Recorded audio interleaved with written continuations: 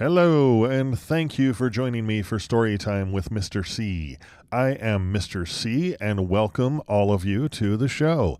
If you like what you hear today, please go check out my other 19 episodes.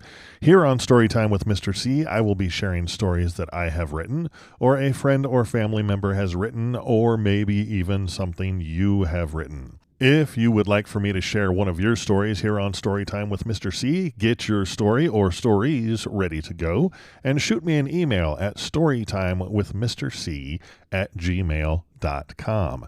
I have put that email down in the description for you. For now, I'm going to ask that you please keep stories to a maximum of 2,000 words, and please keep them family friendly, and maybe I will read something you have written on future episodes. As always, a big thank you goes out to my buddy Russ for helping me out with my intro music. Russ is the bassist for local band Drive By High Five, and if you get the opportunity to go check them out here in Tucson, or anywhere else really, please go do that. Go check them out. And now for my weekly shout out to Ben and all of his clan over at Chasing the Whimsy. I hope y'all are doing well in your neck of the desert, and I look forward to seeing you all again soon. The link for Chasing the Whimsy is down in the description. Please go check it out and share some love with the whole Whimsy clan. Now, I must offer up an apology to you all as I missed my self-imposed deadline for this week's episode, and I am actually recording this several days late. But, as I am sure you all know, life can happen sometimes, and that's just the way of the world. Hoping to get this thing back on track, and just wish me luck. Today, I am going to continue with our stories of the Matriarchs and share the next couple stories from my great-grandma Ida. All right, folks. Enough babbling. Here we go with episode 20. Stand by.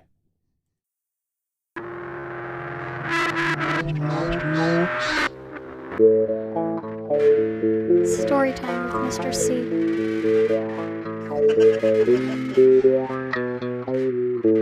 Storytime.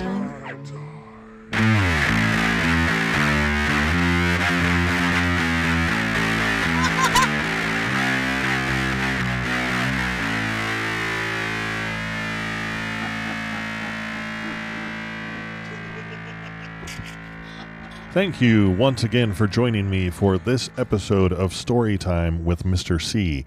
This is the next two stories from my Stories of the Matriarchs. This first one is called Neighbors, and it was written by my great-grandma Ida. When I think of my neighbors of my childhood days, my thoughts always turn first to Aunt Hannah, as we children called her. She was a Danish woman, a widow with 2 grown sons. A better neighbor and friend never lived than Aunt Hannah Hansen. Oh, how we loved to go to her house on an errand. She was always so smiley and cheerful and always gave us donuts. I know that she was considered a wonderfully good cook in that neighborhood, and perhaps it was the sharp appetite of childhood, but no donuts have ever had quite the good flavor of the ones that came from the big crock and Aunt Hannah's pantry. Her youngest boy, Carl, was a bosom friend of my younger brother, Henry. When Carl was just a young lad, he sometimes had bad spells of the croup, and his mother would keep him in bed all day. Hank would go to see him and crawl in bed with him, and there they would lie and talk and laugh all day. They were together sometime every day. I have known Hank to walk out to the back pasture and run after a horse for an hour, to catch him and ride the great distance of half a mile to see Carl. Speaking of horses reminds me of the time Carl rode a horse wearing spurs. Hank had become the proud possessor of an old pair of spurs, for which he had about as much use as a dog has for 2 tails.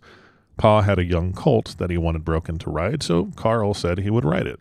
He put on the spurs, climbed on the colt's back, and it began to rear and buck. The more it bucked, the tighter to it clung Carl, spurring it all the more. Finally, it gave an extra big leap, and Carl flew off into the mud. He got up very much disgusted and took off the spurs, saying, "Any horse from now on that can't be rode without spurs can go unrode for all I care." How my father always laughed when he told the colt riding story. One fine summer afternoon, Aunt Hannah came driving into our yard. With her was another good neighbor lady, a Mrs. Anderson, who lived the second house down the road from us. They were driving to town and asked Mother to go along with them. Well, she got ready and got in the buggy with them, and they started out. Aunt Hannah was driving a colt hitched to a top buggy, as they were called then. Well, this colt went along pretty well until they came to a plank bridge over a deep culvert, when it stopped on this bridge and refused to go any further. Aunt Hannah took out her whip and whacked it, and it started to back up and would not go forward. The three women became alarmed as the buggy came nearer and nearer the edge of the bridge, which was a small one without a railing. Aunt Hannah used her whip in vain until finally she said, "Here we goes!" And buggy, women, and horse all went over the edge of the bridge and fell into the deep culvert below. Fortunately, it had been a dry summer, and there was little or no water in the creek. Mother said her first words were, "Oh, my glasses," which had a broken lens. Mrs. Anderson was deeply concerned about a basket of eggs, which were much the worse for wear and not marketable. Aunt Hannah struggled with the horse and buggy, the shafts of which were broken. Fortunately, another neighbor came driving along in a wagon and helped them out.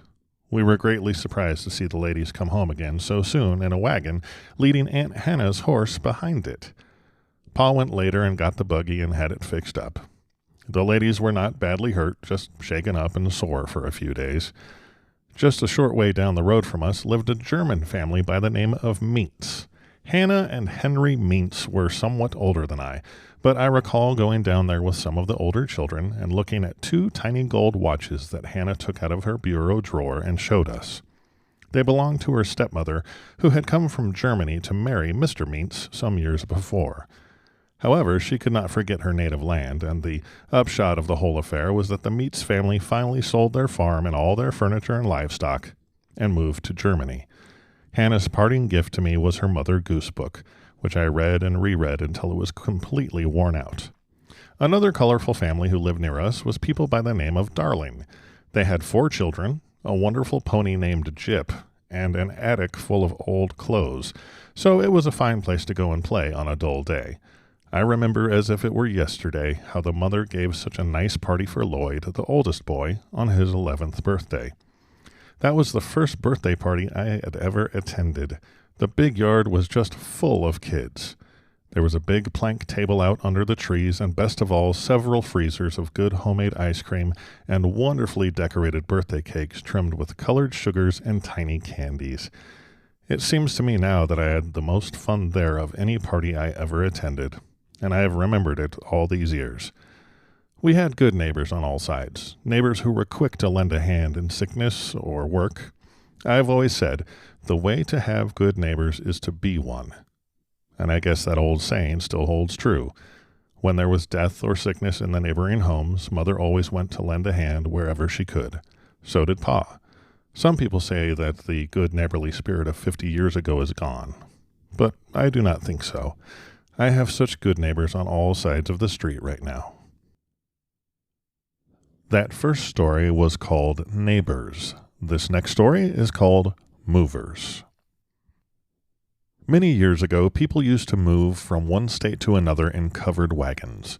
As we lived on quite a well-traveled highway, we used to see so many of them go by our place. A lot of the time, to our great joy, they would stop and spend the night in our big grove of trees west of our house. They would have a team of horses hitched to a covered wagon full of household possessions. The family rode wherever they could squeeze in. They usually led 1 or 2 horses or mules behind the wagon. Sometimes they even had a cow along, too. Once in a while, there would be 3 or 4 wagons in a sort of caravan. When they would stop in the grove, we kids would peek out at them, hoping there would be children so we could go out and get acquainted and hear them tell of their adventures on the trail. I remember one family who stopped with a sick horse and stayed a few days until the horse was well enough to travel again. There were a man, a woman, and 2 children, a little girl named Ivy and a boy named Andy, who was about half grown and followed Hank all over the farm. The man was a sickly-looking individual.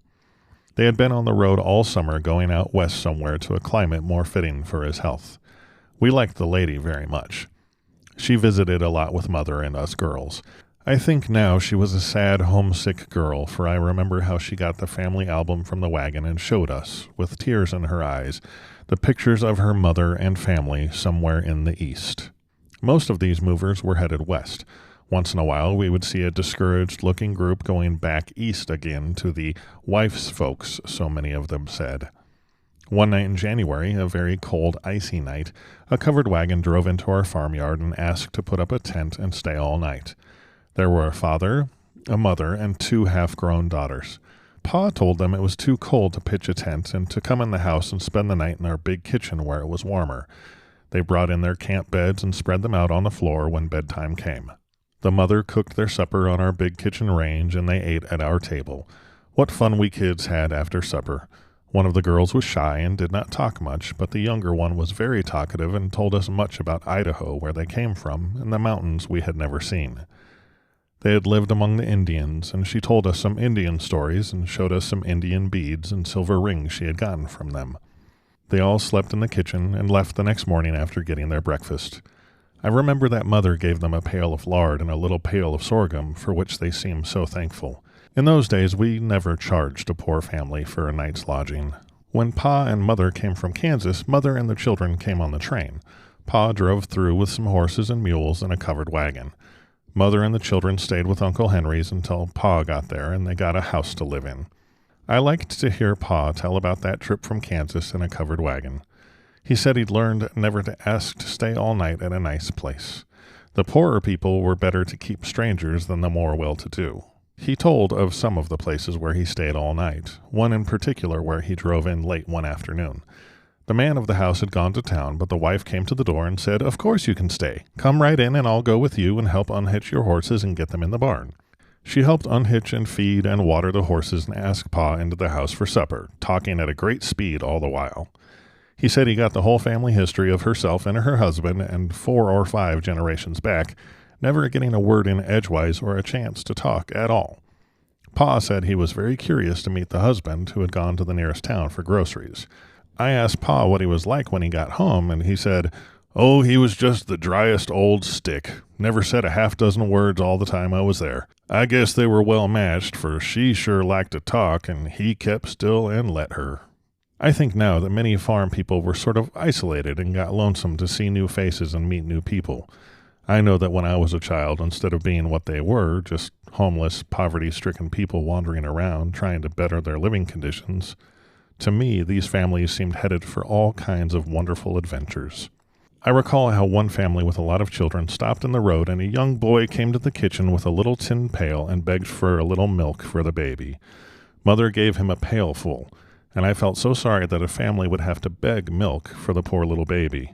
In these days of pasteurized milk and formulas for babies, I wonder how a lot of the pioneer babies ever existed with the food and care they got. Another time we spent one Sunday at a neighbor's home. We never did lock the house, and when we came home we found that someone had been in the house and took a lot of provisions. A crock of butter was gone, also several loaves of homemade bread, a pail of lard, some potatoes, and a lot of canned fruit and vegetables from the cellar. We found out afterward that a mover wagon had stopped in our yard, but we never did know if they were the ones who took the food. If they were, I suppose they were hungry and perhaps out of money, so who could blame them too much if they had a large hungry family of children with them? The covered wagon days are a thing of the past. Automobiles and trucks have taken their place, which is really a good thing. Thank you so much for joining me for this 20th episode of Storytime with Mr. C.